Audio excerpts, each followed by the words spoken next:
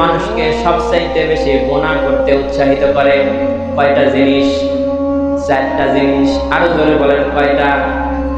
এক নাম্বার হলো মানুষ যখন একা একা থাকে, একাকিত্ব মানুষকে গুনাহ করতে উৎসাহিত করে।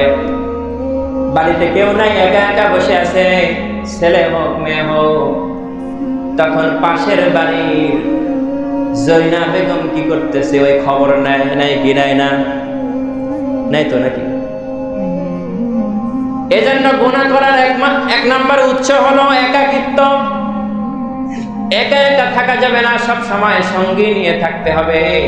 আর সঙ্গীটা হতে হবে আল্লাহওয়ালা সঙ্গী। কি হতে হবে? আরো জোরে বলেন। একা একা যখন থাকবেন, গুনাহ করতে মন চাইলে মনে করতে হবে আল্লাহ বলেছেন ওয়াহুয়া মাআকুম আইনামা কুনতুম। আল্লাহ বলেছেন বান্দারে তুমি যখন একা, তখন কিন্তু তুমি একা থাকো না, মনে করবা তোমার সাথে আমি আছি। কে আছে? তাহলে যখন মনের মধ্যে গুনার আবেগ আসবে, মনে করতে হবে কেউ দেখতেছে না, কেউ জানে না, কেউ আমার সাথে নাই, কিন্তু কে আছে? আল্লাহ আছে। দুই নাম্বার হলো গুনাহ করলে মানুষ মনে করে আমি যে গুনাহ করতেছি এটা তো কেউ দেখতেছে না, এটা কেউ কোনোদিন জানবে না। আল্লাহ রাব্বুল আলামিন বলেছেন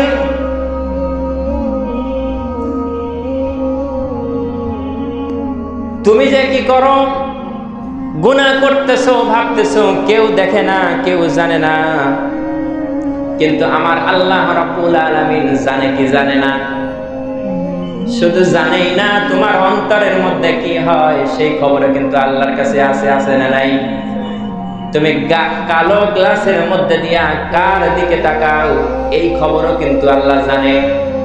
তাহলে গুনাহ করার সময় মনে করতে হবে কেউ না দেখলেও কে দেখেন? আল্লাহ দেখেন। আর তিন নাম্বার হলো ভাবতে হবে আমার আল্লাহ সব জানেন, সব দেখেন। আল্লাহ দেখে কি দেখে না? কেমন করে দেখেন? মানুষ যখন প্রত্যেকটা কাজ করে, ভালো হোক মন্দ হোক, আল্লাহ রাব্বুল আলামিন সব সময় তার দিকে তাকিয়ে থাকেন। আলাম বি আন্নাল্লাহা ইয়ারা, আলাম বি আন্নাল্লাহা ইয়ারা। আল্লাহ সব সময় তোমার দিকে তাকিয়ে থাকে। কেমন করে তাকিয়ে থাকে?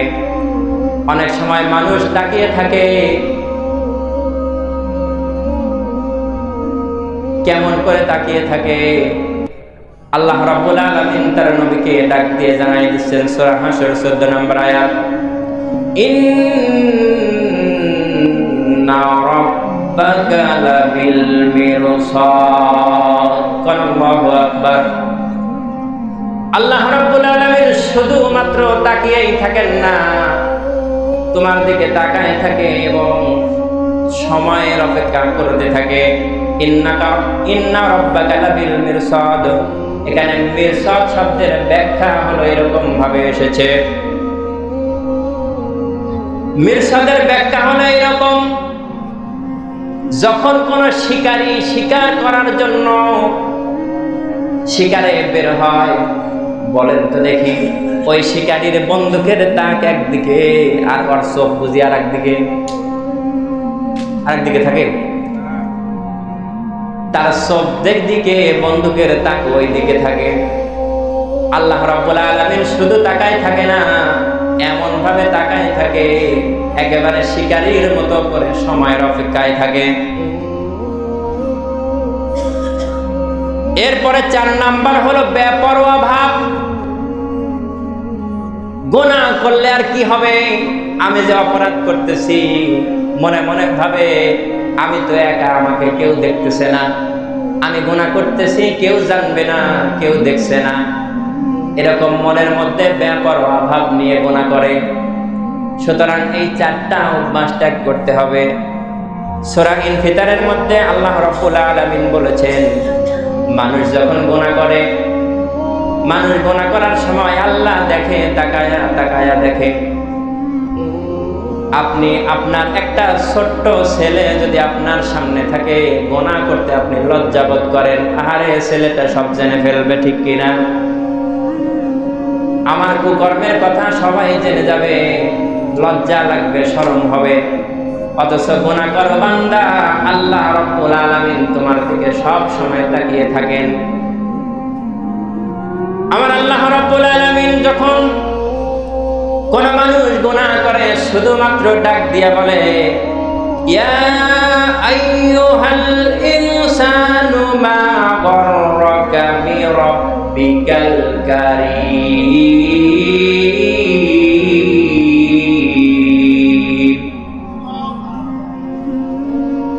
হে মানুষ, তোমাকে কে কারীম নামক রব থেকে বিভ্রান্ত করলো, পথভ্রষ্ট করলো?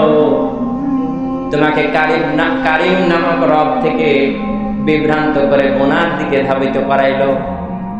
আল্লাহ শুধু এইভাবে ডাক দিয়ে বলে, কারীম শব্দের অর্থ হলো, কারীম এমন একজন ব্যক্তি, যেই ব্যক্তি মানুষ যে নামাজ পড়ে তাকেও রিজিক দেয়, যে নামাজ পড়ে না তাকেও রিজিক দেয়। যে ব্যক্তি আল্লাহর ইবাদত করে তাকেও রিজিক দেয়, যে ইবাদত করে না তাকেও রিজিক দেয়।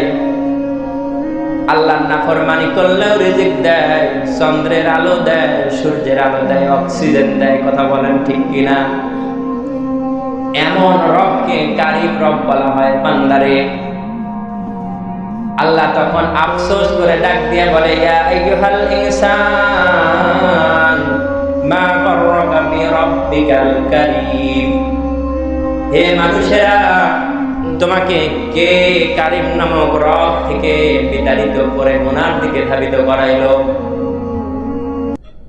তিনি এমন রব, এমন মালিক, এই পৃথিবীতে সবচাইতে বেশি মায়া কিন্তু মার অন্তরের মধ্যে আল্লাহ দিয়েছেন।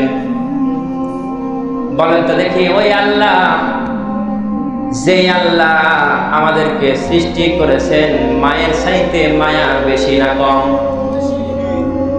মা মাত্র ভাড়াটিয়া হিসেবে 9 থেকে 10 মাস গর্ভে ধারণ করেছে।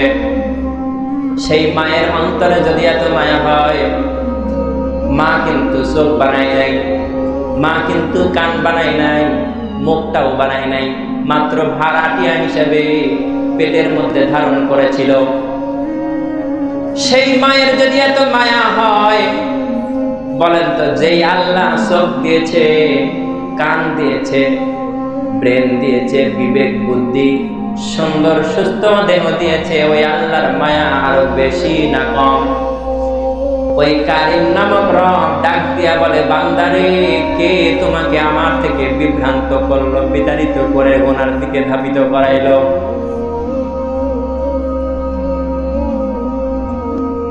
আল্লাহ রাব্বুল আলামিন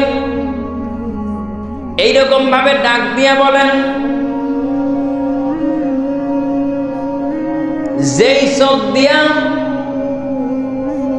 ঘরের দরজা বন্ধ করে মোবাইলটা হাতে নিয়ে ফেসবুকে ঢুকে, ইউটিউবের মধ্যে ঢুকে তুমি ল্যাংটা ছবি দেখো,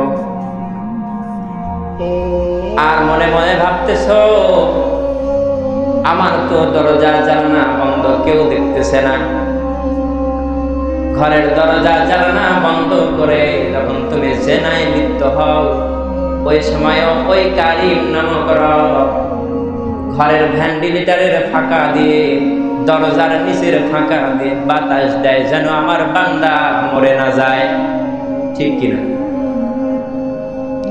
এইরকম রব, এরকম একজন মালিক, এরকম কারীম আমাদেরকে সব সময় দেখতে থাকে না, ডাক দিয়ে এরকম ভাবে বলতে থাকে।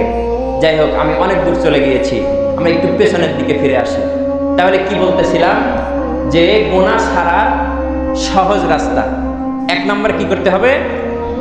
আল্লাহওয়ালাদের সাথে থাকতে হবে। গুনাহ ছাড়তে হলে কি করতে হবে? আল্লাহওয়ালাদের সাথে থাকতে হবে। 2 নম্বর, যখন বিপদ আসবে মনে করতে হবে এটা আমার গুনার ফসল, গুনাহ ছেড়ে দিতে হবে। কি করতে হবে? 3 নম্বর হলো কি করতে হবে? যখন মানুষ গুনাহ করে, 4টি কারণে বেশি বেশি মানুষ গুনাহ করে। 1 নম্বর হলো একাকিত্ব। যখন মানুষ একা একা থাকে, গুনাহ করার সময় মানুষ ভাবে এই গুনার কথা কেউ জানবে না। গুনাহ করার সময় মানুষ ভাবে আমাকে কেউ দেখছে না। বেপরোয়া ভাব নিয়ে গুনাহ করতে থাকে। এই অভ্যাসগুলো যদি আমরা ত্যাগ করতে পারি তাহলে গুনাহ ছেড়ে দেওয়া খুবই সহজ হয়ে যাবে, ঠিক কিনা? তাহলে গুনাহ ছাড়বো কি জন্য? আল্লাহকে রাজি করার জন্য। গুনাহ ছাড়বো কি জন্য? আল্লাহকে খুশি করার জন্য। আর আমল করব কি কারণে?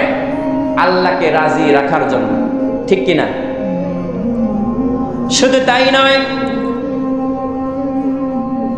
গুনাহ করার সময় ভাবতে হবে হাসরের মাঠে 8টা বিষয় আমার জন্য সাক্ষ্য হয়ে যাবে।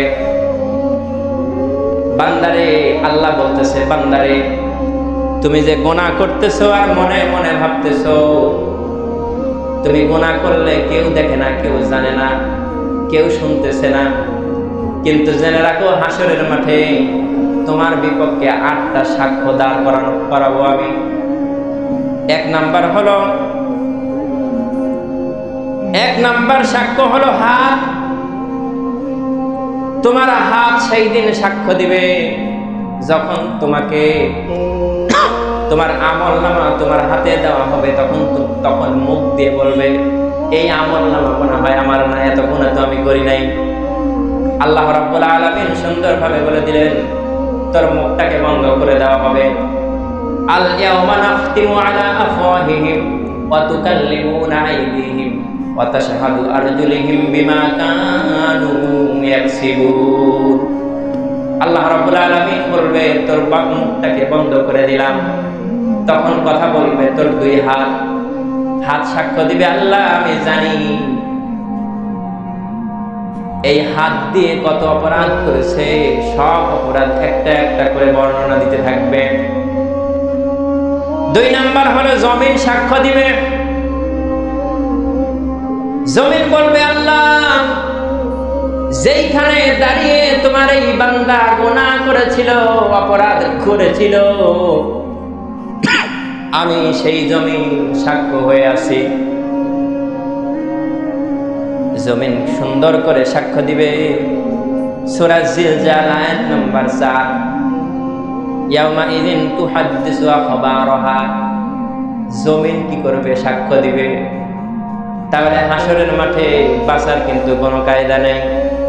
আপনি যে গুনাহ করতেছেন অস্বীকার করবেন, 1 নাম্বার সাক্ষ্য হবে আপনার হাত, যেই হাত দিয়ে গুনাহ করেছেন। 2 নাম্বার সাক্ষ্য হবে সেই জমিনে দাঁড়িয়ে দাঁড়িয়ে আপনি গুনাহ করেছিলেন, সেই জমিন সাক্ষ্য দিবে। গুনাহ যদি করতে মন চায় তাহলে এমন ভাবে গুনাহ করবা জমিন যেন টের না পায়।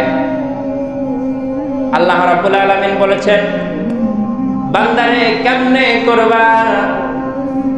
ইয়া মাশারাল জিন্নি ওয়াল ইনসি ইন ইসতাতা'তুম আন তানফুযু মিন আকতারিস সামাওয়াতি ওয়াল আরদ ফানফুযু লা তানফুযুনা ইল্লা বিসুলতান। কার কথা? আল্লাহর কথা।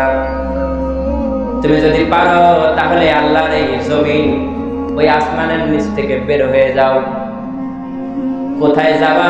যেখানেই যাবা রাজত্ব কার? বলেন তো দেখি, জমিনকে ফাঁকি দিয়ে গুনাহ করার সুযোগ আছে নাকি? জমিনকে ফাঁকি দিয়ে গুনাহ করার কোনো সুযোগ নাই। এরপরে 3 নাম্বার পা কথা বলবে, পা সাক্ষ্য দিবে আল্লাহ আমি সব জানি তোমার এই বান্দা রাতের অন্ধকারে হেঁটে হেঁটে কোন জায়গায় গিয়েছে, কার সাথে কথা বলেছে, কার বাগানের আম, কার বাগানের জাম, কার কাছে নারিকেল চুরি করে খেয়েছে, বন্ধুদের নিয়ে কোথায় আড্ডা করেছে, আমি সব জানি। পাও এরকম ভাবে সাক্ষ্য দিতে থাকবে। তারপরে সাক্ষ্য দিবে হলো চক্ষু কথা বলবে।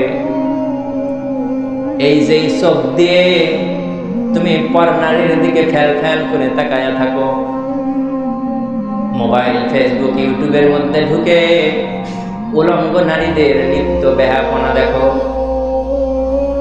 টেলিভিশনের মধ্যে সারা রাত বসে বসে ওই বেহায়া নারীদের কীর্তিকলাপ তুমি দেখতে থাকো। ওই চোখ কিন্তু সেদিন সাক্ষ্য দিবে।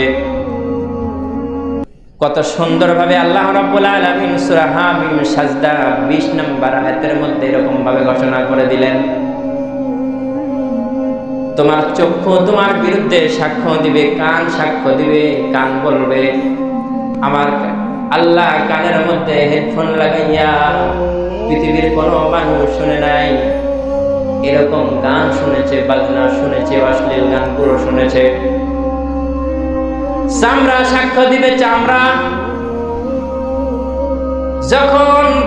যখন তাকে জাহান্নামের নিকটবর্তী নিয়ে যাওয়া হবে তখন বলবে, এই চামড়া, আমার শরীরের চামড়া, এই হাত, আমার দেহের দুইটা চোখ, তোমরা কেন আজকে আমার বিরুদ্ধে সাক্ষ্য দিচ্ছ? তখন এই চামড়া তারাও কি করবে? জবাব দিবে। সূরা হামিম সাজদা 21 নম্বর আয়াতের মধ্যে আল্লাহ রাব্বুল আলামিন বলেছেন, চামড়া বলবে, আমার কি দোষ? তোমাকে কথা বলার ক্ষমতা যেই আল্লাহ দিয়েছেন আমাকে, সেই আল্লাহ দিয়েছেন, এজন্যই আমি আজকে কথা বলতেছি। কান বলবে, আমার কি দোষ? তোমাকে কথা বলার ক্ষমতা যে দিয়েছেন আমাকেও তিনি ক্ষমতা দিয়েছেন, আমাকে দোষ দিয়ে কোনো লাভ নেই। তাহলে বলেন, হাসরের মাঠে গুনার সাক্ষ্য হবে কয়টা? 8টা। আরো জোরে বলেন, কয়টা? 1 নাম্বার হলো জমিন। 1 নাম্বার কি? জমিন। তারপরে হলো হাত, তারপরে হলো পা, 4 নাম্বার চক্ষু, 5 নাম্বার হলো কান। এইগুলো কিন্তু সাক্ষ্য দিবে, প্রত্যেকটা গুনার জন্য সাক্ষ্য দিতে থাকবে। শেষ করে দিব নাকি বক্তা আসার পর্যন্ত কথা বলবো?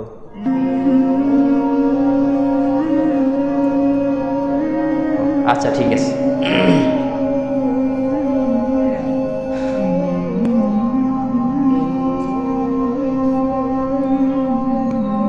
এরপরে 7 নাম্বার হলো ফেরেশতাদ্বয় সাক্ষ্য দিবেন। আল্লাহ রাব্বুল আলামিন সূরা ইনফিতারের মধ্যে সুন্দরভাবে বলে দিলেন, ওয়া ইন্না আলাইকুম লাহাফিজিন কিরামান কাতিবিন ইয়ালামুনা মা তাফআলুন। আল্লাহু আকবার। এই যে 2 কান দিয়ে 2জন ফেরেশতা আছে না নাই? এই ফেরেশতারাও সেদিন সাক্ষ্য দিবে। 8 নাম্বার হলো সবচাইতে বড় সাক্ষ্য যেটা, সেটা হলো আমলনামা। বড় সাক্ষ্য কি? আমলনামা। এই আমলনামা যখন তাকে দেওয়া হবে, তার সামনে হাজির করা হবে, তখন বলবে, সূরা আল কাহফ 49 নম্বর আয়াত আল্লাহ রাব্বুল আলামিন বলেছেন, ওয়া উদিয়াল কিতাব। এটা কেমন কিতাব? যখন তাদের সামনে আমলনামা দেওয়া হবে তখন বলবে, এটা কেমন কিতাব? মা লিহাযাল কিতাব। এটা কেমন কিতাব? আমার জীবনের যত আমল, সগীরানা ওয়া কাবীরানা, ছোট বড় সকল আমলগুলোই দেখতেছি লেখা আছে, একটাও তো বাদ পড়ে নাই। বলেন তো, কোনটা বাদ পড়বে নাকি? এটা বোঝা বর্তমান খুবই সহজ। ফেরেশতারা কেমনে আমার জীবনের সমস্ত কৃতকর্মকে রেকর্ডিং করবে? এই যে দেখেন সামনে কিরামান কাতিবিন লাগানো আছে। আমি আজকে যা বলতেছি, কালকে যদি বলি আমি এরকম বলি নাই, অস্বীকার করার কায়দা আছে? আছে? আল্লাহর বুঝি এরকম প্রযুক্তি নাই নাকি? আছে।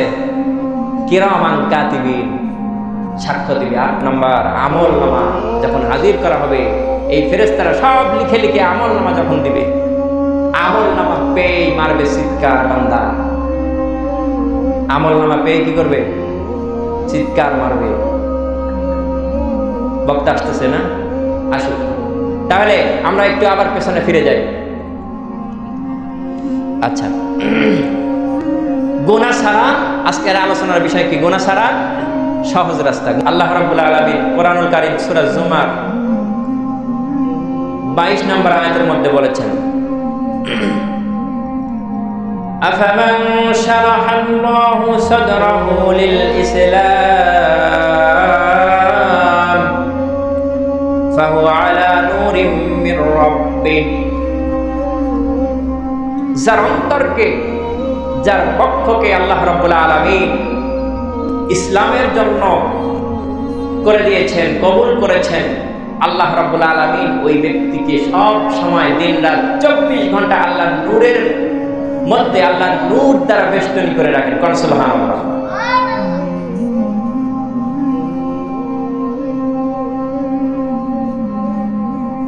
তাহলে বোঝা যায় যে আল্লাহ কিছু মানুষের অন্তরকে প্রশস্ত করে দিয়েছেন, আর কিছু মানুষের অন্তরে যে হেদায়েত পাওয়ার পরেও বুঝে না, হেদায়েত পাওয়ার পরেও যারা গোমরাহির পথে চলে, আল্লাহ রাব্বুল আলামিন তাদের অন্তরে একেবারে মোহর মেরে দিয়েছেন। তাদের কানের মধ্যে আর কোরআনের কথা ঢুকবে না, তাদের কানের মধ্যে দ্বীনের কথা আর ঢুকবে না, ঠিক কিনা? এজন্য যারা মাইকের আওয়াজ শুনতে পাচ্ছেন, যত দূরে মাইকের আওয়াজ যাচ্ছে, আমি তাদেরকে বিশেষভাবে আহ্বান করব, আপনারা অতি তাড়াতাড়ি এই মাহফিলে এসে বসে যান। আমি আপনাদেরকে বেশি সময় বিরক্ত করব না, অল্প কিছু সময় ভাঙ্গা ভাঙ্গা কয়েকটি কথা বলবো। আল্লাহ রাব্বুল আলামিন যেন আমাকে কোরআন হাদিসের সহি কথাগুলো আপনাদের সামনে বলার তৌফিক দান করেন। সকলে একটু দোয়া করে দিই, বলি আমিন। এই পৃথিবীতে আমরা যা কিছু করি না কেন, সব কিছু করতে হবে আল্লাহর সন্তুষ্টির জন্য। কিসের জন্য? আল্লাহর সন্তুষ্টির জন্য। আল্লাহ যদি আমাদের উপরে সন্তুষ্ট না থাকে তাহলে খুব মুসিবত।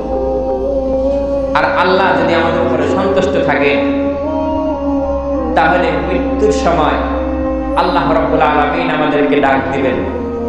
সূরা ফজরের মধ্যে শেষের দিকে আল্লাহ রাব্বুল আলামিন বলেছেন, ইয়া আইয়াতুহান নাফসুল মুতমাইন্না ইরজিই ইলা রাব্বিকি রাদিয়াতান মারদিয়া। আল্লাহ বলেছেন, আল্লাহ ডাক দিবেন, হে প্রশান্ত আত্মা, তুমি ফিরে আসো। মুতমাইন্না, নফস, নাফসুল মুতমাইন্না। নফস মানে আত্মা, নফস মানে কি? আত্মা। তো নফসের মুতমাইন্না বলা হয় ওই আত্মাকে যেই আত্মা আল্লাহ চাইলে আল্লাহ যেটা চাইবে সেটা করবে, আর আল্লাহ যেটা চায় না সেটা করে না।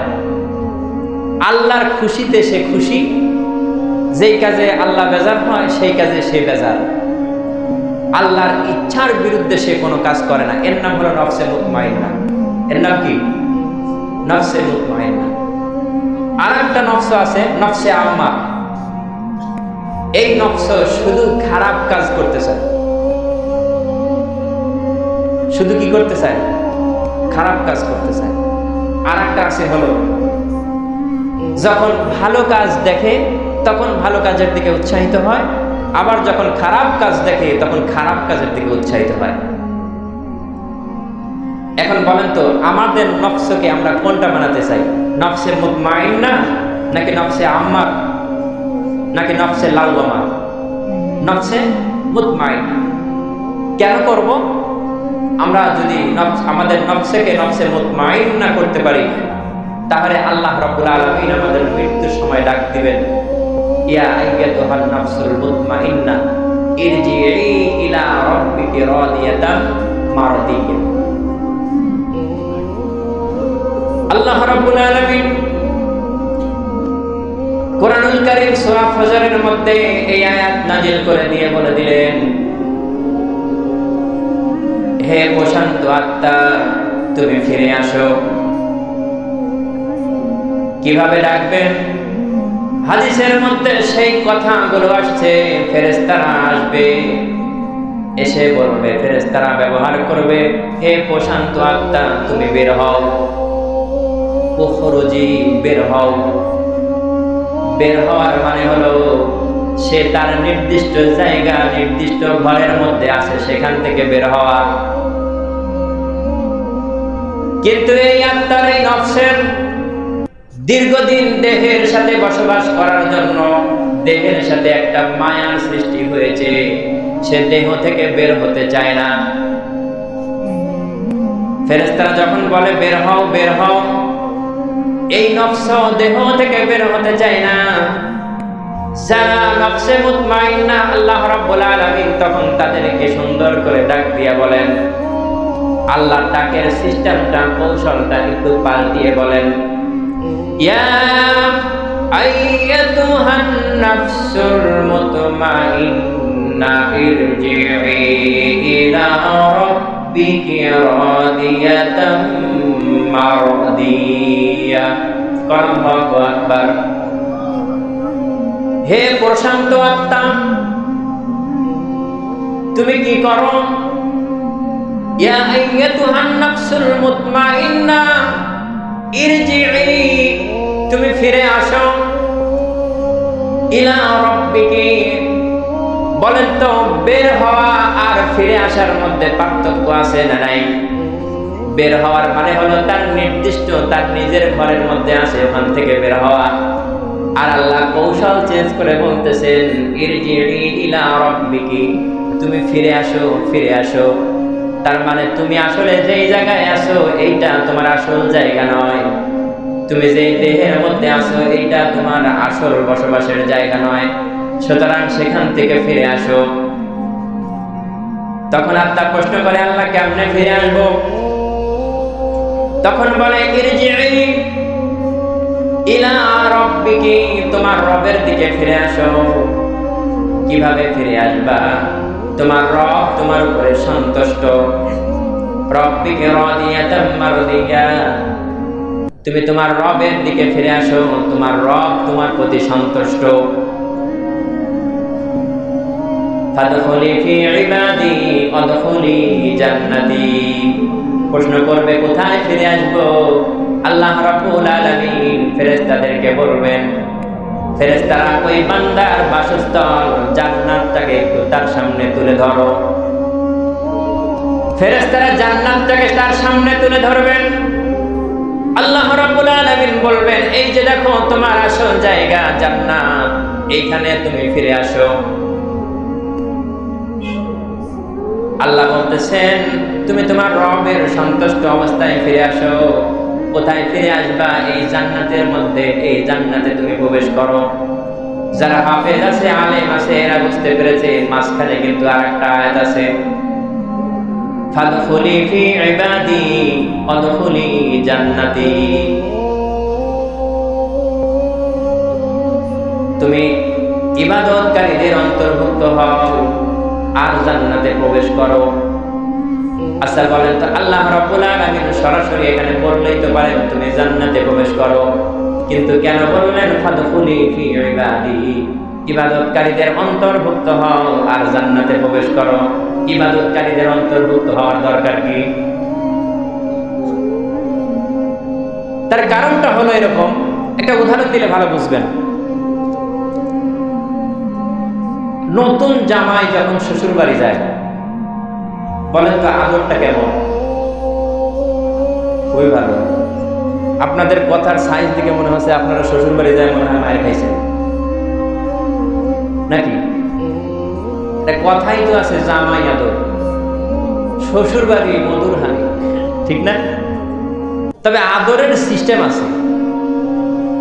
যদি যৌতুক নেয় তাহলে এটা হলো ডুপ্লিকেট আদর, আর যদি যৌতুক না নেয় তাহলে অরিজিনাল আদর, ঠিক কিনা? এই শ্বশুর বাড়ি জামাই দেখবেন শাশুড়ি শ্বশুর এত আদর করে, এত রকমের খাবার রান্না করে খাওয়ায়, এত আদর, জামাই আদর যেটাকে বলে। তারপরেও যখন একজন ছেলে, একটা জামাই, একটা বর যখন বিবাহ করে, শ্বশুর বাড়ি থেকে যখন প্রথম তাকে নিতে আসে, তখন শ্বশুর বাড়ি যাইতে কিন্তু সে একটু আনইজি ফিল করে, ঠিক না? না জানি কেমন হবে, কাউকে চিনা নাই, জানা নাই, কারোর সাথে পরিচয় নাই, আসলে পরিবেশটা কেমন হবে, একটু মনের মধ্যে সংকোচ বোধ হয়। তখন এই নতুন জামাই কি করে, তার যদি দুলা মিয়া থাকে অথবা ছোট ভাই, চাচাতো ভাই, খালাতো ভাই, ফুফাতো ভাই একজন রে বলে চল আমার সাথে শ্বশুর বাড়ি যাবে, একজনের সাথে নিয়ে যায়, যায় কি যায় না? যায় না?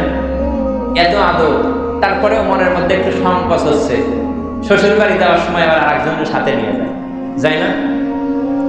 বলেন তো সবচেয়ে বেশি আদর করে কি? শাশুড়ি না?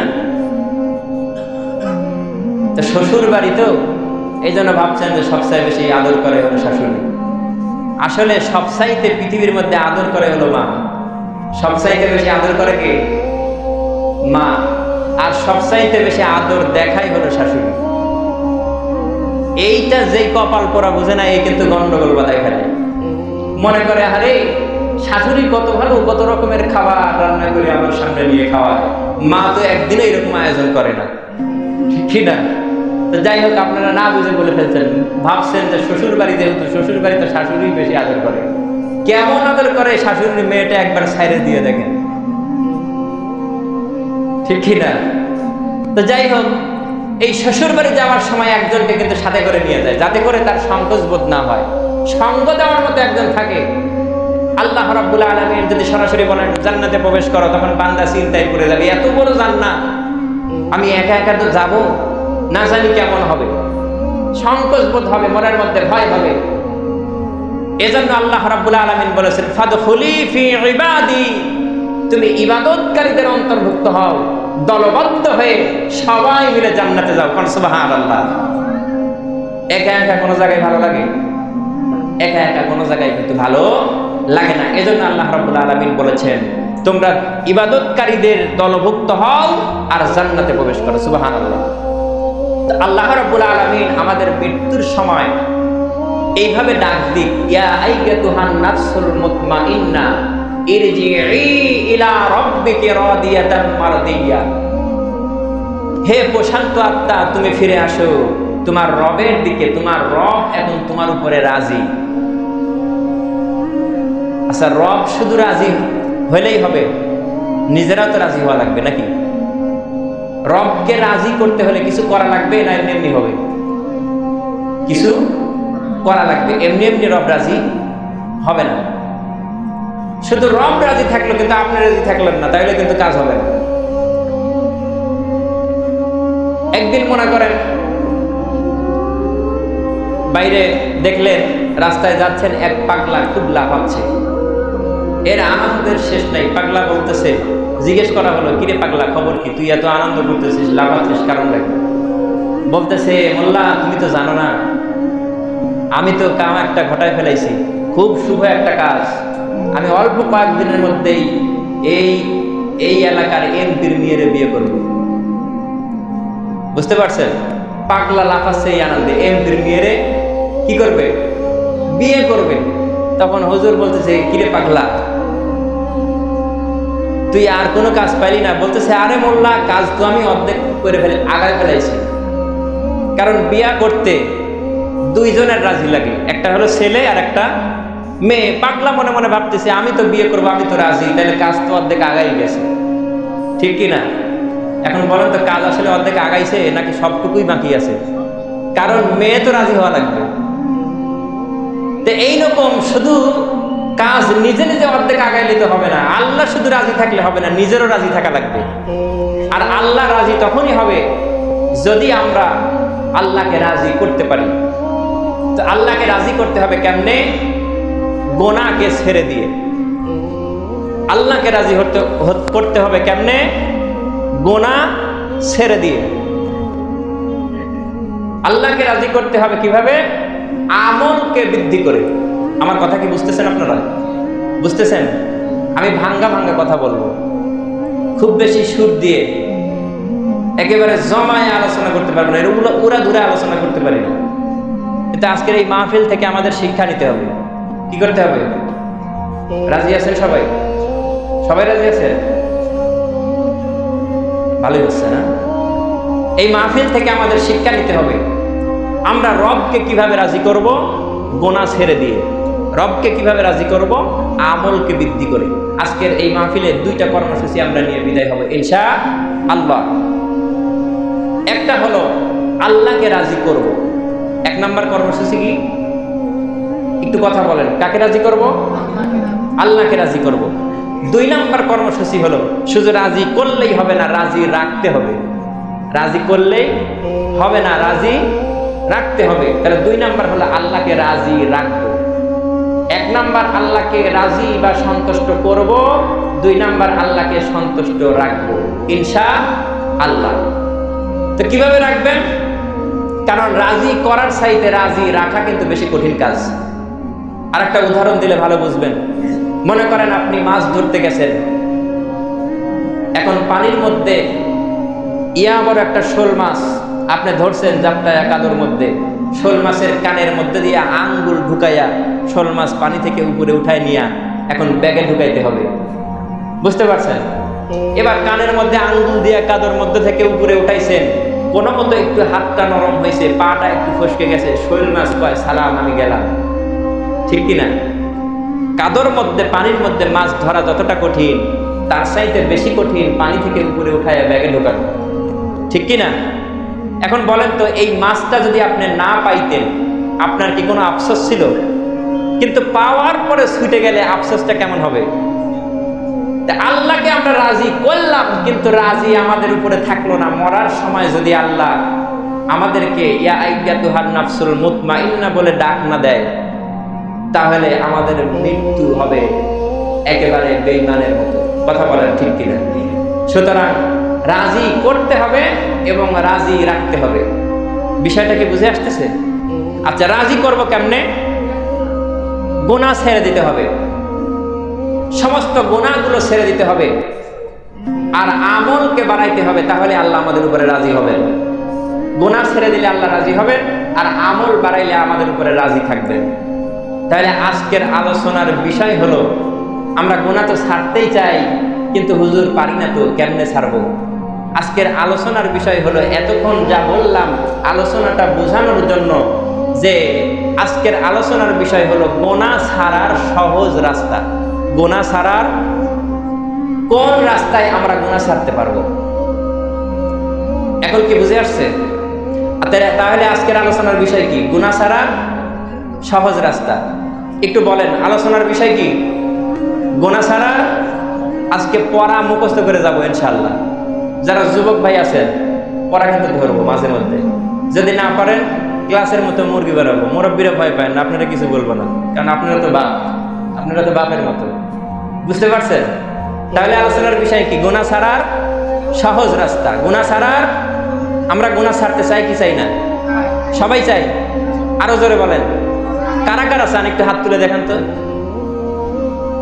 আল্লাহ কবুল করে, বলেন আমিন। তাহলে গুনাহ ছাড়ার সহজ রাস্তা, 1 নাম্বার গুনাহ ছাড়ার রাস্তা হলো, আপনি যদি গুনাহগুলোকে ছেড়ে দিতে চান, তাহলে 1 নম্বরে যেই কাজটা করতে হবে, সেই কাজটা হলো সব সময় আপনাকে নেককার আল্লাহওয়ালাদের সাথে থাকতে হবে। 1 নাম্বার কি? নেককার আল্লাহওয়ালাদের সাথে থাকা। নেককার আল্লাহওয়ালাদের সাথে থাকলে গুনাহ করা একেবারে অসম্ভব ব্যাপার। এই যে আপনারা এইখানে বসেছেন, বলেন তো গুনাহ হচ্ছে নাকি সওয়াব হচ্ছে? আরো জোরে বলেন। কষ্ট হচ্ছে? কোনো কষ্ট কি হয়? গুনাহ ছাড়তে কিন্তু কষ্ট হয় না। তাহলে গুনাহ ছাড়ার রাস্তা হলো আল্লাহওয়ালাদের সাথে থাকা। যখন কোন নেককার আল্লাহওয়ালা বান্দাগুলো একসাথে হয়ে যায়, ওই সময় মানুষের গুনাহ করা অসম্ভব ব্যাপার হয়ে যায়। একটু ভালো করে খেয়াল করেন, এই যে আমার মাথার টুপি, এইটা কি আল্লাহওয়ালা নাকি আল্লাহওয়ালার পোশাক? আরো জোরে বলেন, আল্লাহওয়ালা নাকি আল্লাহওয়ালার পোশাক? আমার গায়ে যে জুব্বা, এই জুব্বা কি আল্লাহওয়ালা নাকি আল্লাহওয়ালার পোশাক? এই টুপি, এই জুব্বা কি কোনোদিন জিকির করে নাকি?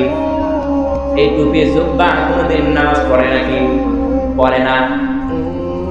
ভাইরা আমার, কোনোদিন কি দেখেছেন এইরকম টুপি মাথায় দিয়া আমার মতো বড় জুব্বা পরে, মুখের মধ্যে আমার চাইতেও বড় দাড়ি, এই নবীর সুন্নাতকে মুখে নিয়া সিনেমা হলে টিকিট কেটে সিনেমা দেখতে ঢুকছে? এরকম কোনোদিন দেখছেন নাকি? আমার মতো টুপি, আমার মতো জুব্বা, মুখে দাড়ি, রাস্তার পাশে দাঁড়াইয়া একেবারে সুন্দর করে কাপড় উপরের দিকে উঠাইয়া হুস পাইপ বার করে রাস্তার পাশে দাঁড়াইয়া স্প্রে করতেছে, এরকম কোনোদিন দেখছেন নাকি? দেখেন নাই? তাহলে চিন্তা করেন, এই টুপি, এই জুব্বা, এই দাড়ি এটা আল্লাহওয়ালা নয়, আল্লাহওয়ালার লেবাস। আল্লাহওয়ালার লেবাস পরার কারণে যদি কোনো মানুষ সিনেমা হলে ঢুকতে না পারে, যদি কোনো মানুষ দাঁড়ায় প্রসাব না করতে পারে, তাহলে আল্লাহওয়ালাদের সাথে থাকলে গুনাহ করা সম্ভব হবে নাকি? একেবারে অসম্ভব ব্যাপার যদি আল্লাহওয়ালাদের সাথে থাকা যায়। কিন্তু ভাইজান, বিষয় হলো আল্লাহওয়ালা, টুপিওয়ালা, দাড়িওয়ালাদের দেখলেই তো কিছু মানুষের কেমন কেমন লাগে। এরকম আছে না নাই? এখন টুপিওয়ালা, দাড়িওয়ালাদেরকে মাঝে মাঝে কিছু উপাধি দেওয়া হয়। টুপিওয়ালা, দাড়িওয়ালা দেখলেই তালেবান, তারপরে নামের প্রমোশন হয়, তারপরে জঙ্গি, তারপরে আরো প্রমোশন হয়েছে রাজাকার। আছে না নাই? আছে। এই জন্যই তো আজকে মানুষ এই সমস্ত সুন্নাতি লেবাসগুলো ছেড়ে দিচ্ছে। আল্লাহওয়ালাদের সাথে থাকতে হবে, এটা আমার কথা নয়। আল্লাহ রাব্বুল আলামিন কোরআনুল কারীমের মধ্যে বলেছেন, ইয়া আইয়ুহাল্লাযীনা আমানু কুনু মা'আস সাদিকিন।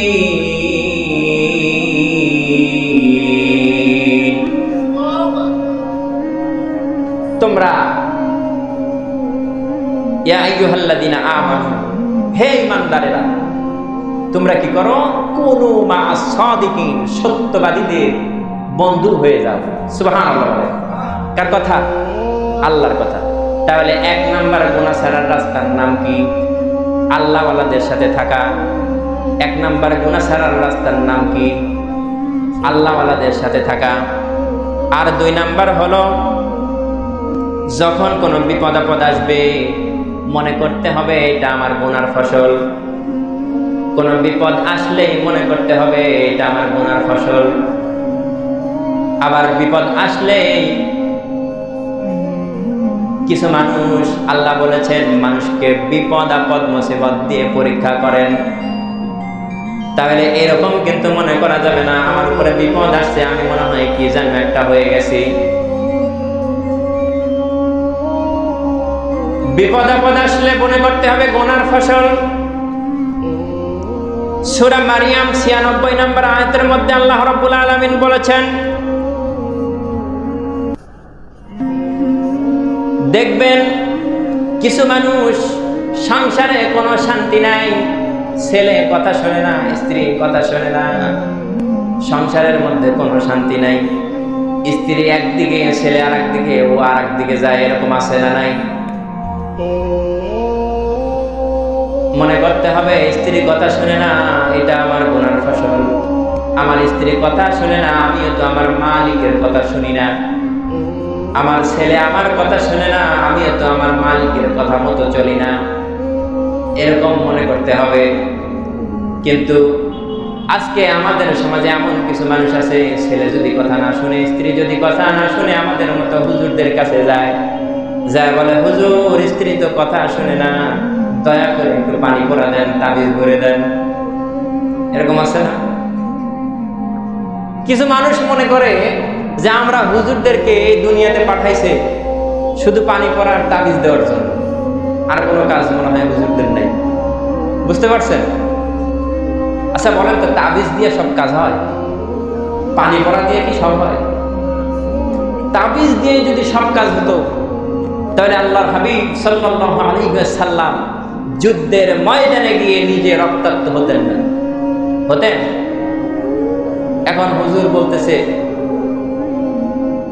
তাবিজের কাজ না, তোমার স্ত্রী তোমার কথা শুনে না, তোমার ছেলে তোমার কথা শুনে না, এটা তো তাবিজের কাজ না, এটা তো পানি পড়ার কাজ না। অন্তরের সাথে অন্তরের জোড়া লাগানো। কাঠের সাথে কাঠ জোড়া দিতে হইলে লোহা লাগে, কি লাগে? কাপড়ের সাথে কাপড় জোড়া দিতে সুতা লাগে। এইখানে লোহা কাজ করবে না, করবে? বলেন, কাপড় জোড়া দেওয়ার জন্য লোহা কাজ করবে? কাঠের সাথে কাঠ জোড়া দেওয়ার জন্য সুতা কোনো কাজ করবে? ইটের সাথে ইট জোড়া দিতে হলে বালি আর সিমেন্ট লাগবে, লোহা কোনো কাজ করবে? তো অন্তরের সাথে অন্তরের মিল হইতে হলে, অন্তরের সাথে অন্তরের মিল করার জন্য, অন্তরের সাথে অন্তর মিলানোর জন্য যেই আল্লাহ অন্তর সৃষ্টি করছে ওই আল্লাহর কাছেই জিজ্ঞেস করা লাগবে যে আল্লাহ কি লাগবে, ঠিক কিনা? অন্তরের সাথে অন্তর মিলাইতে হইলে কি করা লাগবে? আল্লাহ রাব্বুল আলামিন বলছেন সূরা মারইয়াম 96 নম্বর আয়াত, ইন্নাল্লাযীনা আমানু ওয়া আমিলুস সালিহাত সায়াজআলু লাহুমুর রাহমানু উদ্দা। কার কথা? আল্লাহর কথা। আল্লাহ বললেন, বান্দারে তুই তোর ঈমান ঠিক কর, আমল ঠিক কর।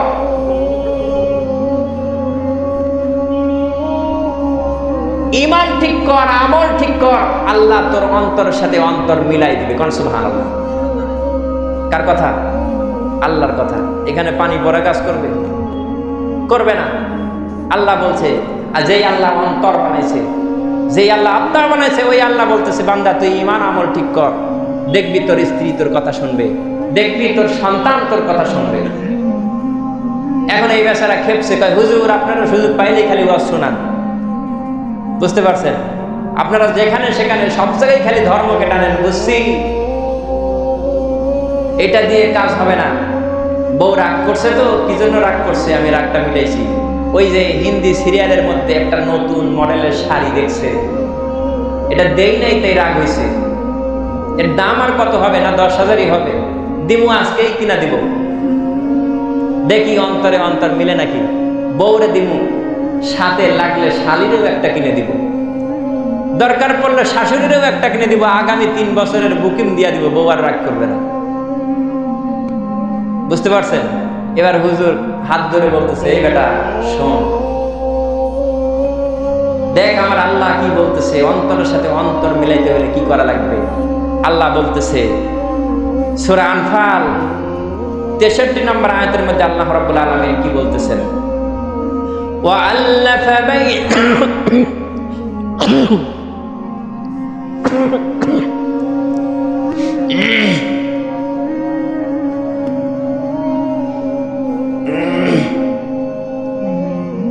وألف بين قلوبهم لو أنفقت ما في الأرض جميعا ما ألف بين قلوبهم ولكن الله ألف بينهم إنه عزيز حكيم।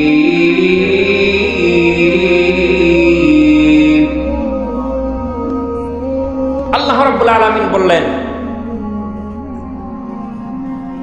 বান্দারে তুই যদি দুনিয়া সম পরিমাণ ও অর্থ সম্পদ ব্যয় করিস, তারপরেও তুই একজনের অন্তরের সাথে আর একজনের অন্তর মিলাতে পারবি না।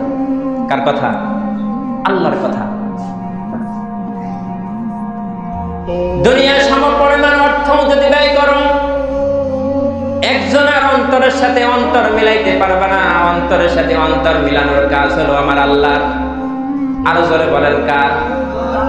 দেখবেন যারা দিনদার, পরহেজগার, নামাজি, সলেহীন, ঈমানদার, তারা যদি এক সন্ধ্যা এক সাজ না কেউ থাকে, দেখবেন তাদের অন্তরে, তাদের পরিবারের মধ্যে একটা প্রশান্তি আলাদা।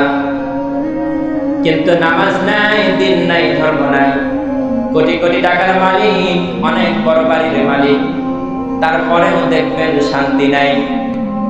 ছেলেটা রাত 12টায় লাল পানি গিলে বাড়ি ফিরে, মেয়েটা সকালবেলা বের হয়, সারাটা দিন বন্ধুদের নিয়ে, বয়ফ্রেন্ড নিয়ে ডেটিং করে। আছে না নাই?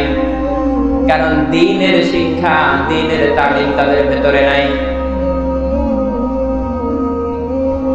এজন্য বিপদ আপদ আসলে মনে করতে হবে এটা আমার গুনার ফসল। গুনাহ ছাড়ার 2 নাম্বার রাস্তা। 1 নাম্বার কি মনে আছে নাকি? 1 নাম্বার হলো আল্লাহওয়ালাদের সাথে থাকা। দুই নাম্বার হলো বিপদ আপদ আসলে মনে করতে হবে এটা আমার গুনার ফসল। আমি যেরকম আমার মালিকের কথা শুনি না, আমার মালিকের ইবাদত করি না, আমার সন্তান, আমার স্ত্রী, আমার পরিবারের মানুষ আমার কথা শুনে না, সুতরাং মালিকের ইবাদত বেশি বেশি করতে হবে, ঠিক কিনা? আর তিন নাম্বার হলো চারটা জিনিস মানুষকে সবচাইতে বেশি গুনাহ করতে উৎসাহিত করে। কয়টা জিনিস? চারটা জিনিস। আরো জোরে বলেন কয়টা?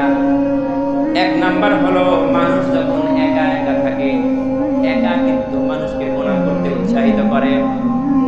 বাড়িতে কেউ নাই, একা একা বসে আছে, ছেলে হোক মেয়ে হোক, তখন পাশের বাড়ির সৈনা বেগম কি করতেছে ওই খবর নেয় কি নেয় না? নেই তো, নেই। এজন্য গুনাহ করার এক নাম্বার উৎস হলো একাকিত্ব। একা একা থাকা যাবে না, সব সময় সঙ্গী নিয়ে থাকতে হবে। আর সঙ্গীটা হতে হবে আল্লাহওয়ালা সঙ্গী। কি হতে হবে? আরো জোরে বলেন। একা একা যখন থাকবে, গুনাহ করতে মন চাইলে মনে করতে হবে আল্লাহ বলেছেন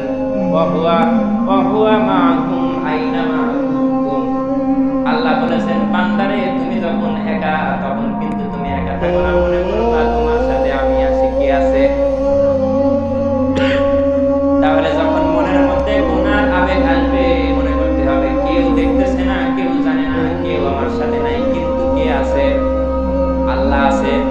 দুই নাম্বার হলো গুনাহ করলে মানুষ মনে করে আমি যে গুনাহ করতেছি এটা তো কেউ দেখতেছে না, এটা কেউ কোনোদিন জানবে না। আল্লাহ রাব্বুল আলামিন বলেছেন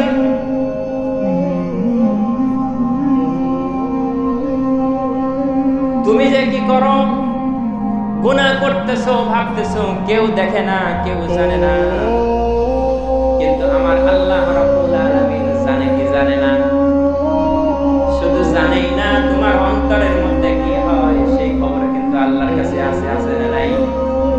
তুমি কালো গ্লাসের মধ্যে দিয়া কার দিকে তাকাও এই খবরও কিন্তু আল্লাহ জানে। তাহলে গুনাহ করার সময় মনে করতে হবে কেউ না দেখলেও কে দেখেন? আল্লাহ দেখেন। আর তিন নাম্বার হলো ভাবতে হবে আমার আল্লাহ সব জানেন, সব দেখেন। আল্লাহ দেখে কি দেখে না? কেমন করে দেখেন? মানুষ যখন প্রত্যেকটা কাজ করে, ভালো হোক মন্দ হোক, আল্লাহ রাব্বুল আলামিন সব সময় তার দিকে তাকিয়ে থাকেন। আলাম ইয়ালাম বিআন্নাল্লাহা ইয়ারা, আলাম ইয়ালাম বিআন্নাল্লাহা ইয়ারা। আল্লাহ সব সময় তোমার দিকে তাকিয়ে থাকে। কেমন করে তাকিয়ে থাকে? অনেক সময় মানুষ তাকিয়ে থাকে, কেমন করে তাকিয়ে থাকে? আল্লাহ রাব্বুল আলামিন তার নবীকে ডাক দিয়ে জানাইছেন সূরা হাশর 14 নম্বর আয়াত, ইন্না রাব্বাকা লাবিল মিরসাদ। আল্লাহু আকবার। আল্লাহ রাব্বুল আলামিন শুধুমাত্র তাকিয়েই থাকেন না, তোমার দিকে তাকায় থাকে এবং সময়ের অপেক্ষা করতে থাকে। ইন্না রাব্বাকা লাবিল মিরসাদ। এখানে মিরসাদ শব্দের ব্যাখ্যা হলো এরকম ভাবে এসেছে,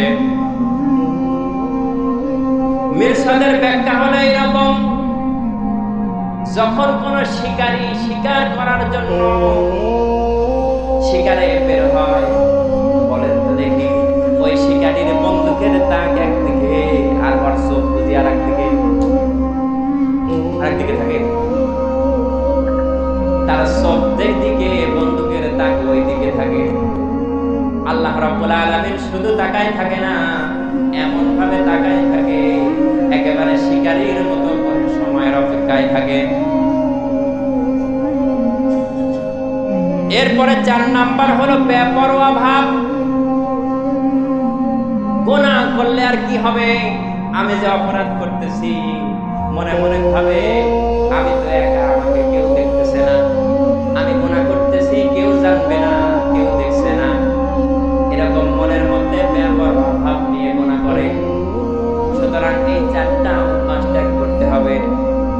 সূরা ইনফিতারের মধ্যে আল্লাহ রাব্বুল আলামিন বলেছেন, মানুষ যখন গুনাহ করে, মানুষ গুনাহ করার সময় আল্লাহ দেখে, তাকায়া তাকায়া দেখে।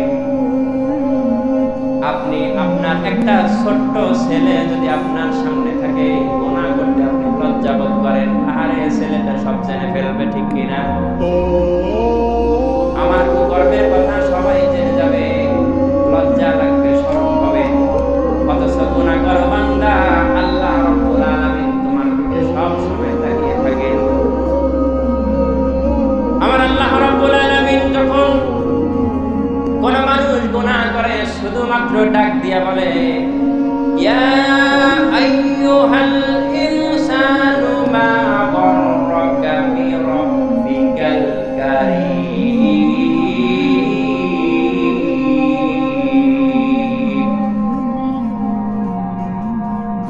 হে মানুষ, তোমাকে কে কারীম নামক রব থেকে বিভ্রান্ত করলো, পথভ্রষ্ট করলো? তোমাকে কারীম নামক রব থেকে বিভ্রান্ত করে গুনার দিকে ধাবিত করাইল। আল্লাহ শুধু এইভাবে ডাক দিয়ে বলে, কারীম শব্দের অর্থ হলো, কারীম এমন একজন ব্যক্তি, সেই ব্যক্তি মানুষ, যে নামাজ পড়ে তাকেও রিজিক দেয়, যে নামাজ পড়ে না তাকেও রিজিক দেয়। যে ব্যক্তি আল্লাহর ইবাদত করে তাকেও রিজিক দেয়, যে ইবাদত করে না তাকেও রিজিক দেয়। আল্লাহর নাফরমানি করলেও রিজিক দেয়, চন্দ্রের আলো দেয়, সূর্যের আলো দেয়, অক্সিজেন দেয়। কথা বলেন ঠিক কিনা? এমন রবকে কারীম রব বলা হয় বান্দারে। আল্লাহ তখন আফসোস করে ডাক দিয়ে বলে, ইয়া আইয়ুহাল ইনসান মা গররাকা বিরাব্বিকাল কারীম। হে মানুষেরা, তোমাকে কে কারীম নামক রব থেকে বিতাড়িত করে গুনার দিকে ধাবিত করাইল? তিনি এমন রব, এমন মালিক, এই পৃথিবীতে সবচাইতে বেশি মায়া, কিন্তু মায়া মাপ অন্তরের মধ্যে আল্লাহ দিয়েছেন। বলেন তো দেখি, ওই আল্লাহ, সেই আল্লাহ আমাদেরকে সৃষ্টি করেছেন, মায়ের চাইতে মায়া বেশি না কম? মা মাত্র ভাড়াটিয়া হিসেবে 9 থেকে 10 মাস গর্ভে ধারণ করেছে। সেই মায়ের অন্তরে যদি এত মায়া হয়, মা কিন্তু চোখ বানায় নাই, মা কিন্তু কান বানায় নাই, মুখটাও বানায় নাই, মাত্র ভাড়াটিয়া হিসেবে পেটের মধ্যে ধারণ করেছিল।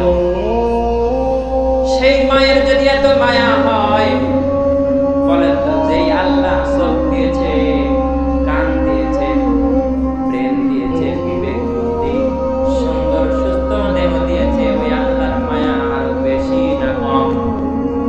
ওই কারীম নামক রব ডাক দিয়া বলে, বান্দারে, কে তোমাকে আমার থেকে বিভ্রান্ত করলো, বিতাড়িত করে গুনার দিকে ধাবিত করাইল?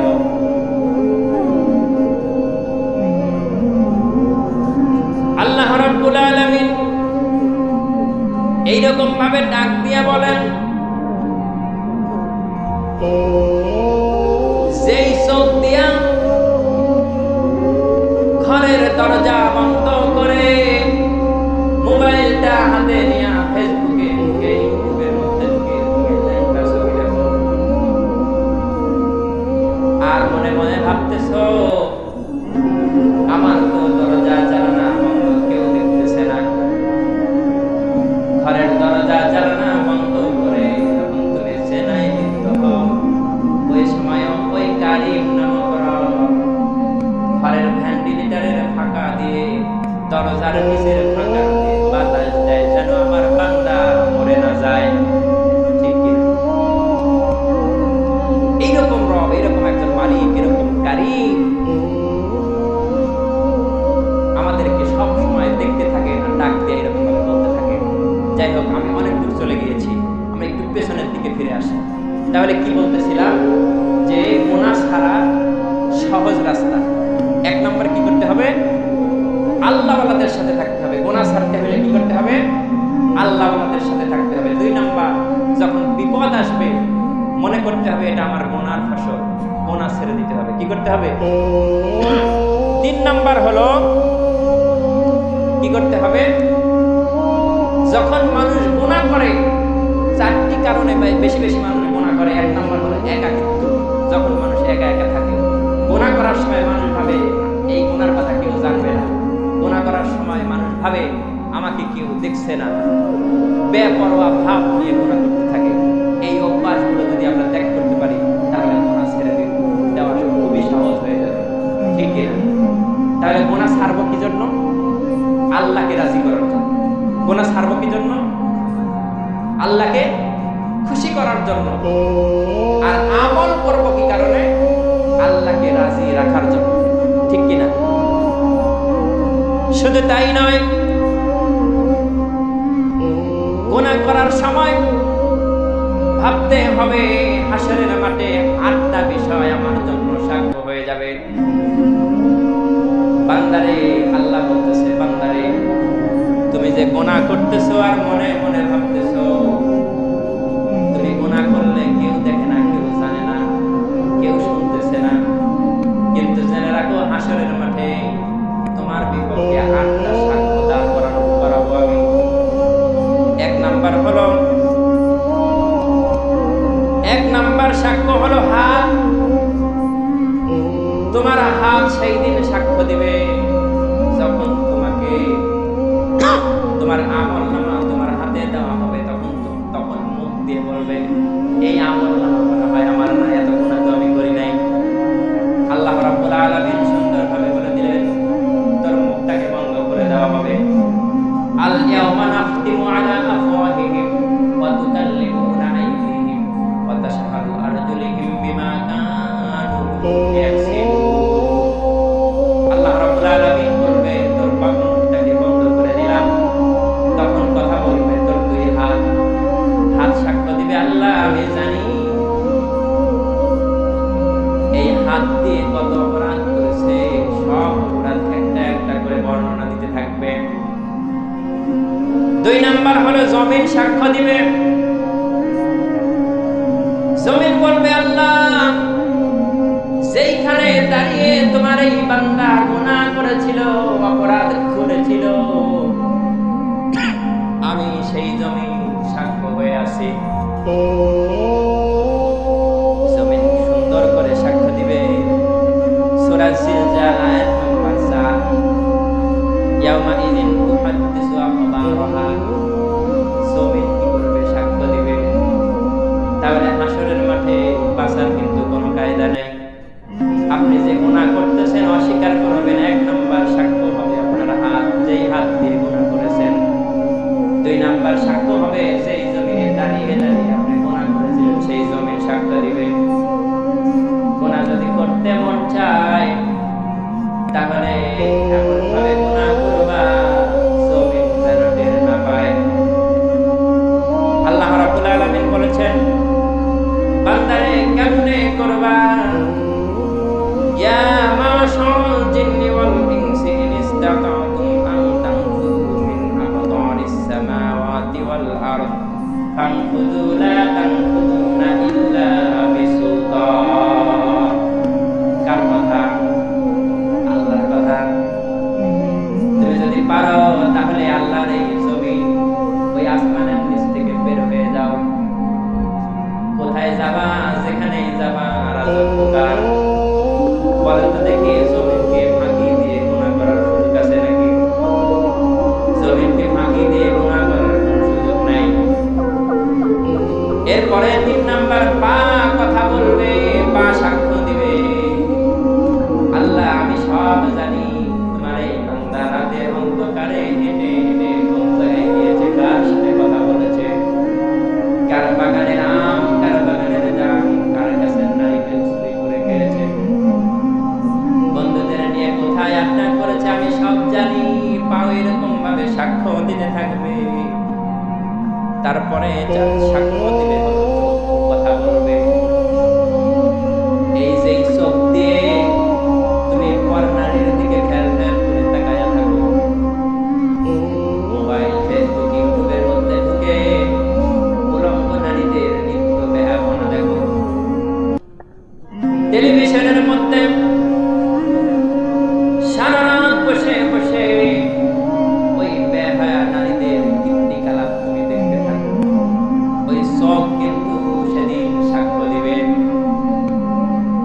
কত সুন্দরভাবে আল্লাহ রাব্বুল আলামিন সূরা হামিম সাজদা 20 নম্বর আয়াতের মধ্যে এরকম ভাবে ঘোষণা করে দিলেন, তোমার চক্ষু তোমার বিরুদ্ধে সাক্ষ্য দিবে, কান সাক্ষ্য দিবে, কান বলবে। আমার আল্লাহ কানের মধ্যে হেডফোন লাগাইয়া পৃথিবীর কোনো মানুষ শুনে নাই এরকম গান শুনেছে, বাজনা শুনেছে, অশ্লীল গানগুলো শুনেছে। চামড়া সাক্ষ্য দিবে, চামড়া। যখন তাকে জাহান্নামের নিকটবর্তী নিয়ে যাওয়া হবে তখন বলবে, এই চামড়া আমার শরীরের চামড়া, এই হাত আমার দেহের দুইটা চোখ, তোমরা কেন আজকে আমার বিরুদ্ধে সাক্ষ্য দিচ্ছ? তখন এই চামড়া তারাও কি করবে? জবাব দিবে। সূরা হামিম সাজদা 21 নম্বর আয়াতের মধ্যে আল্লাহ রাব্বুল আলামিন বলেছেন, চামড়া বলবে, আমার কি দোষ? তোমাকে কথা বলার ক্ষমতা যেই আল্লাহ দিয়েছেন আমাকে, সেই আল্লাহ দিয়েছেন, এজন্যই আমি আজকে কথা বলতেছি। কান বলবে, আমার কি দোষ? তোমাকে কথা বলার ক্ষমতা যে দিয়েছেন আমাকেও তিনি ক্ষমতা দিয়েছেন, আমাকে দোষ দিয়ে কোনো লাভ নেই। তাহলে বলেন, হাসরের মাঠে গুনার সাক্ষ্য হবে কয়টা? 8টা। আরো জোরে বলেন কয়টা? 1 নাম্বার হলো জমিন। 1 নাম্বার কি? জমিন। তারপরে হলো হাত, তারপরে হলো পা, 4 নাম্বার চক্ষু, 5 নাম্বার হলো কান।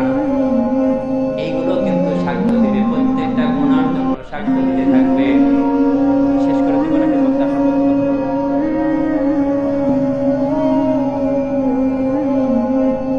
আচ্ছা ঠিক আছে।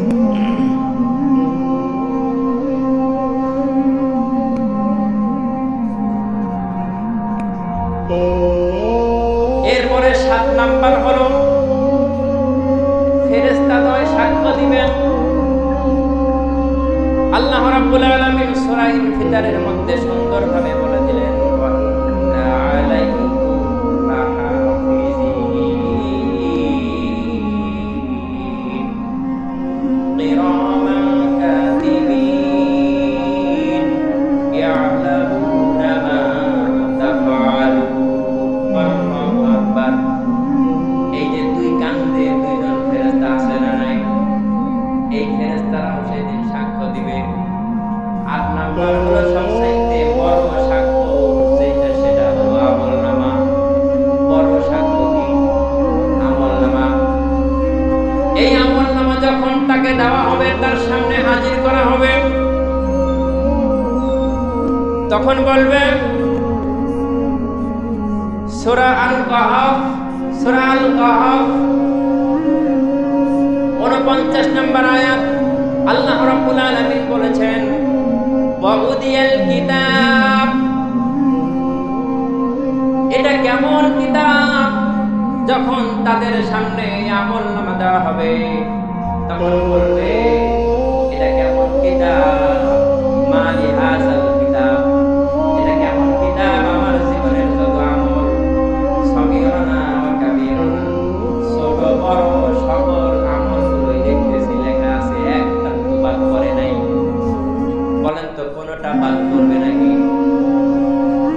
এটা বোঝা বর্তমান খুবই সহজ।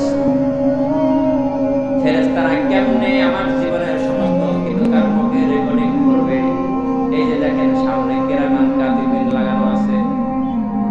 আমি আজকে যা বলতেছি কালকে যদি বলি আমি এরকম বলি নাই, অস্বীকার করার কায়দা আছে? আছে? আল্লাহর বুঝি এরকম প্রযুক্তি নাই নাই আছে? কিরামান কাতিবিন সাক্ষ্য দিবে। নাম্বার আমলনামা যখন হাজির করা হবে, এই ফেরেশতারা সব লিখে লিখে আমলনামা যখন দিবে, আমলনামা পেয়ে মারবে চিৎকার। আমলনামা পেয়ে কি করবে? চিৎকার মারবে।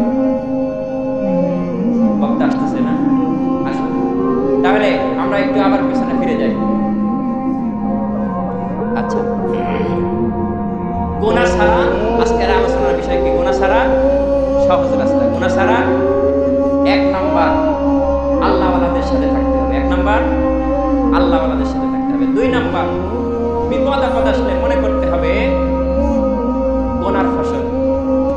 লিল্লাহি তাকবীর, লিল্লাহি তাকবীর। দ্বিতীয় বক্তার আগমন, শুভেচ্ছা স্বাগত গোপালপুরবাসীর পক্ষ থেকে। নারায়ে তাকবীর। তাহলে 2 নাম্বার হলো মনে করতে হবে গুনার ফসল। 3 নাম্বার ভাবতে হবে মানুষ গুনাহ করার জন্য যে বিষয়গুলো উৎসাহিত করে। 1 নাম্বার হলো একাকিত্ব, 2 নাম্বার হলো মনে করে আমাকে কেউ দেখতেছে না, 3 নাম্বার মনে করে কেউ জানতেছে না। এই বিষয়গুলো মনে রাখতে হবে। 4 নাম্বার হলো বেপরোয়া স্বভাব। এবার আমাকে মনে রাখতে হবে যে আমি যে গুনাহগুলো করতেছি প্রত্যেকটা গুনার সাক্ষ্য দেওয়ার জন্য আল্লাহ হাসরের মাঠে কয়টা সাক্ষ্য হাজির করবেন? 8টা। কয়টা? আরো জোরে, আরো জোরে। 8টা। 1 নাম্বার কি? জমিন, 2 নাম্বার হাত, 3 নাম্বার পা, তারপরে কান, চোখ, চামড়া, তারপরে ফেরেশতাদ্বয় এবং আমলনামা। এই 8টা সাক্ষ্য আমার বিরুদ্ধে সাক্ষ্য হয়ে যাচ্ছে। বলেন তো, আমরা যদি এই বিষয়গুলো মনে রাখতে পারি তাহলে আমাদের দ্বারা আর কোনো গুনাহ করা সম্ভব হবে? আরো জোরে বলেন, হবে? আমাদের দ্বারা আর কোনো গুনাহ করা কিন্তু সম্ভব হবে না। আমার হাতে কয়েকটা দানের স্লিপ এসেছে, আমি নামগুলো ঘোষণা করে শেষ করব ইনশাআল্লাহ। জুলহাস উত্তরপাড়া 2200 টাকা, 2200 টাকা। একটু তাকবীর দেওয়া যাবে? লিল্লাহি তাকবীর। আল্লাহ তোমার বান্দার দানকে কবুল করে, বলেন আমিন। 2200 টাকা, মারহাবা। আল্লাহ কবুল করে, বলেন আমিন। তারপরে হযরত মালিথা আস্তিকপাড়া 1000 টাকা, বাবা মার জন্য দোয়া চেয়েছে, আল্লাহ দানকে কবুল করে, বলেন আমিন। আল্লাহ আব্বা আম্মার জিন্দেগির গুনাহ খাতাগুলো মাফ করে দাও, সকলেই বলেন আমিন। তারপরে রুবেল উত্তরপাড়া 500 নগদ, আজিজুল পারখিদিরপুর 500 নগদ, মোট 1000 টাকা শাশুড়ির জন্য দোয়া চেয়েছে, আল্লাহ কবুল করে, বলেন আমিন। আল্লাহ শাশুড়ির জিন্দেগির গুনাহ খাতাগুলোকে মাফ করে দাও, বলেন আমিন। আইনাল বিরিজপাড়া 1000 টাকা, বলেন মারহাবা। আল্লাহ তোমার বান্দার দানকে কবুল করে, বলেন আমিন। আব্দুল রশিদ পূর্বপাড়া 1500 টাকা, বলেন মারহাবা। আল্লাহ তোমার বান্দার দানকে কবুল করে, বলেন আমিন। জামিরুল ইসলাম মধ্যপাড়া, আমার অত্যন্ত মহব্বতের ভাই, বন্ধুগণ, একসাথে আমরা লেখাপড়া করেছি, আমাকে হয়তো অনেকে এখানকার চিনেন, একসাথে লেখাপড়া করেছি। ভাই আমার আব্বাকে হারিয়েছে, এতিম হয়ে গেছে, 5000 টাকা দান করে মৃত বাবার জন্য দোয়া চেয়েছে, আল্লাহ কবুল করে, বলেন আমিন। সকলে একটু তাকবীর দেন, বলেন লিল্লাহি তাকবীর। 5000 টাকা, বলেন মারহাবা। আল্লাহ তোমার বান্দার দানকে কবুল করে, বলেন আমিন। আব্বার জিন্দেগির গুনাহ খাতাগুলোকে মাফ করে দাও, বলেন আমিন। আল্লাহ জান্নাতি বান্দা হিসেবে কবুল করে, বলেন আমিন। তো এখানে আমি আমার সংক্ষিপ্ত আলোচনা শেষ করছি। আমার কথার মধ্যে যদি কোনো ভুল ত্রুটি হয়ে থাকে, আপনারা যদি কষ্ট পেয়ে থাকেন, আমার দৃষ্টিতে দেখবেন এবং আমার জন্য দোয়া করবেন। আল্লাহ রাব্বুল আলামিন যেন আমাকে সুস্থতার সাথে কোরআনের এই দাওয়াত, কোরআনের এই কথাগুলো মানুষের মাঝে সুন্দরভাবে যেন আমি বলতে পারি এবং সেই সাথে উত্তরোত্তর আমার